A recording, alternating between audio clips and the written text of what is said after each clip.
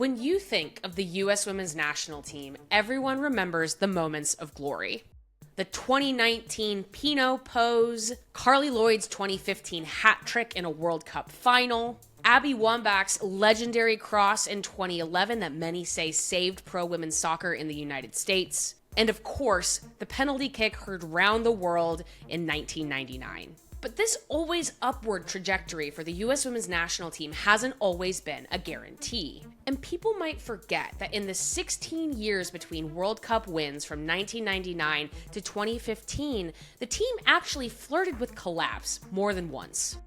And in the entirety of its decorated history, the legend of the U.S. women's national team perhaps became closest to breaking apart in 2007, during a period of time where the success of the sport itself frequently hung in the balance. The once unbeatable team next door had to face defeat in a very public sphere at a tournament that saw the U.S. battling between its past and its future, while also reckoning with the global future of the sport at large.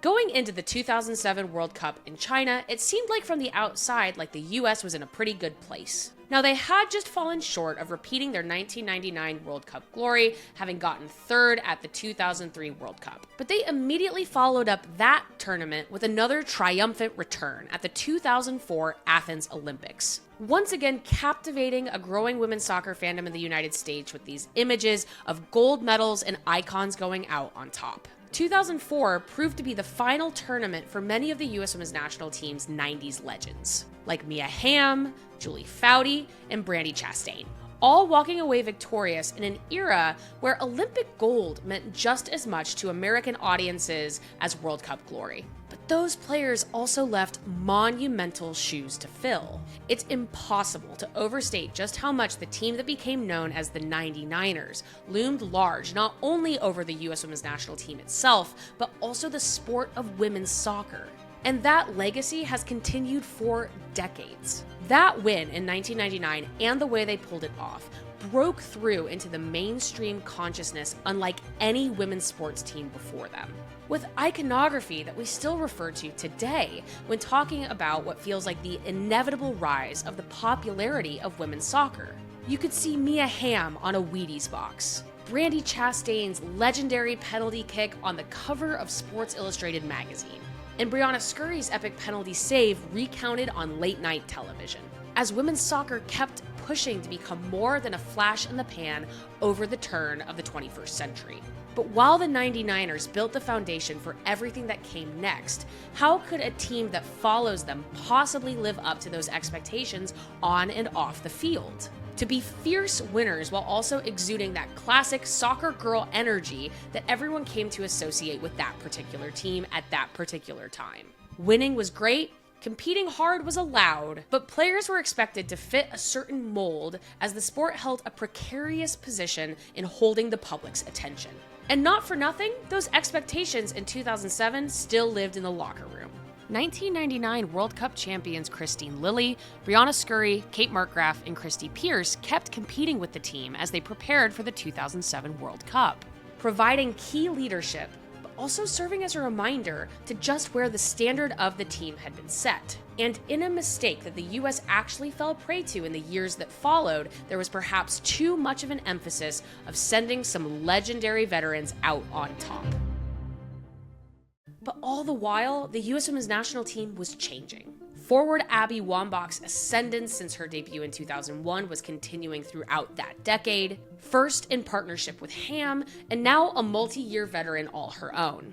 And other, bigger personalities also entered the mix. The wildly talented but occasionally acerbic goalkeeper Hope Solo, and freewheeling forward Natasha Kai, bringing a new edge to the team's formerly self-rounded image. Under head coach Greg Ryan, in addition to winning a World Cup, that 2007 squad was meant to bridge a serious gap over eras, as 99er veterans were supposed to develop and support this younger, explosive talent as they laid a new foundation for dominance. But what happened instead threatened to divide the locker room for an entire international cycle, which could have thrown the US off track as the rest of the world caught up to their early head start in women's football. But as a soccer tournament, the 2007 World Cup started out strong enough for the United States. The team finished atop their group, which featured North Korea, Sweden, and Nigeria, making it through the group stage without suffering a loss with 2 wins and 1 draw.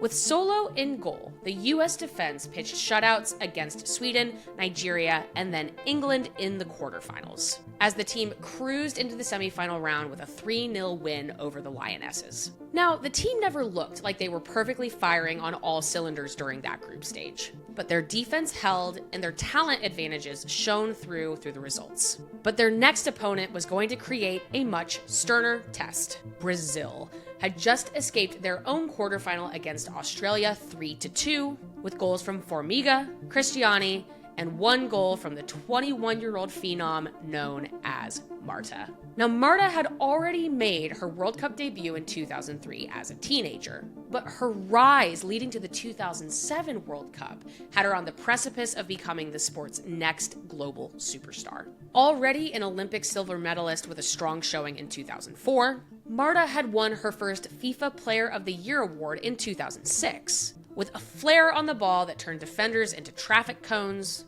and a nose for goal that set teams on their heels collectively. She emanated a confidence reminiscent of the great Brazil men's players of the past, and the world of women's football respected her prowess as a possible world beater, as Brazil continued to search for their first major tournament title despite a few close calls. Their close defeat in the 2004 Olympic gold medal game saw Brazil outplay the US for long stretches, held off by a scurry masterpiece in goal and a heroic Wambach header in extra time. So going into the US Women's National Team 2007 semifinal against Brazil, the past and the future loomed large, and Greg Ryan almost respected his opponent too much to the point of a panic move.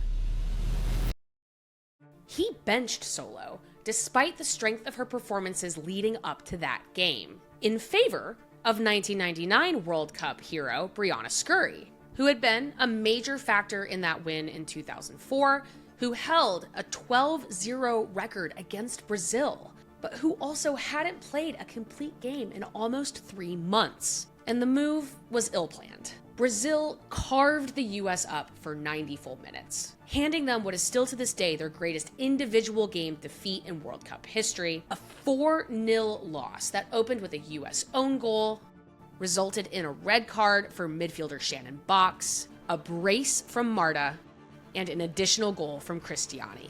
From beginning to end, that game was a disaster that snapped a 51-game winning streak. And after the game, Solo was livid.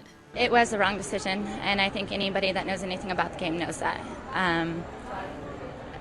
There's no doubt in my mind I would have made those saves. And the fact of the matter is, it's not 2004 anymore.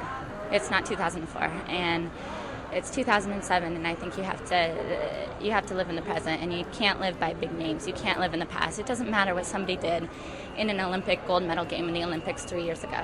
Now is what matters, and that's what I think.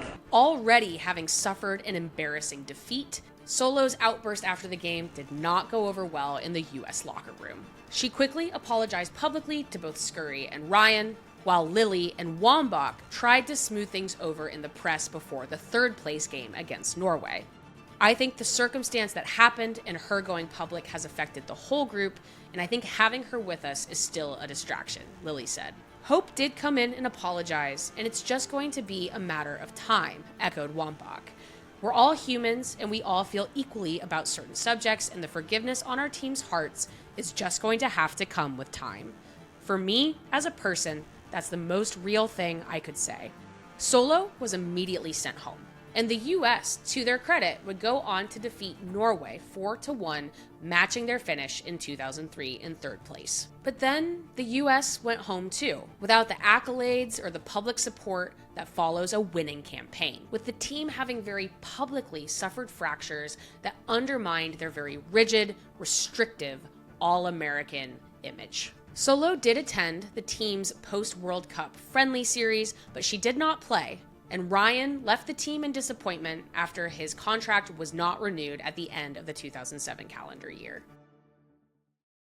Now, as we know from decades of international football, dysfunction at the international level is not all that uncommon, even with the best teams. But pulling together out of it can be difficult, and one bad tournament sometimes can have consequences for multiple cycles. And this moment could have seen the US collapse into relative obscurity for years. But if there's one positive to take away from that US team, and even some of the US teams that followed them, that is a group that refuses to let disappointment linger longer than a year.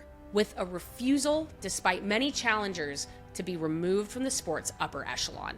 Pia Sundhage took over as head coach in 2008, bringing a sense of calm and personability that became a reprieve for a team that really needed a little bit of relief. Solo was reinstated as starting goalkeeper in 2008, and the work of rising to the top began again. With Lily and Scurry both missing out on the 2008 Olympic roster, the new kids of Tobin Heath, Lauren Holiday, and Amy Rodriguez were instated to the senior team for the first time. And the US bounced back once again, winning Olympic gold in Beijing, with a 1-0 win over who else? Brazil.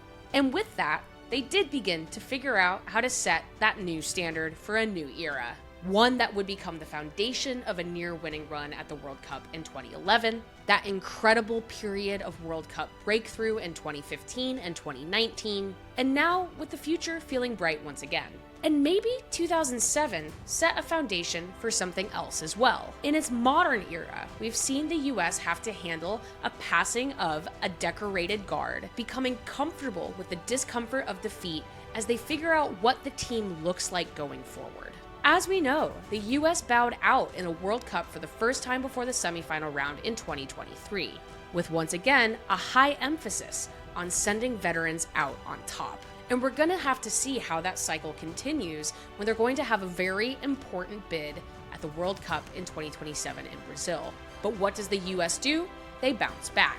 They won Olympic gold in Paris in 2024, in the spirit of the legacy of a group that refuses to let themselves be held back by mistakes beyond their lessons learned. Because the tenet of a winning national team doesn't mean that you never lose, but simply that when you stumble on the biggest stages, you develop a short memory and the will to guide you back to the top, to lead you to the next legendary moment. If you liked that video and want to see more, like and subscribe to Just Women's Sports on YouTube.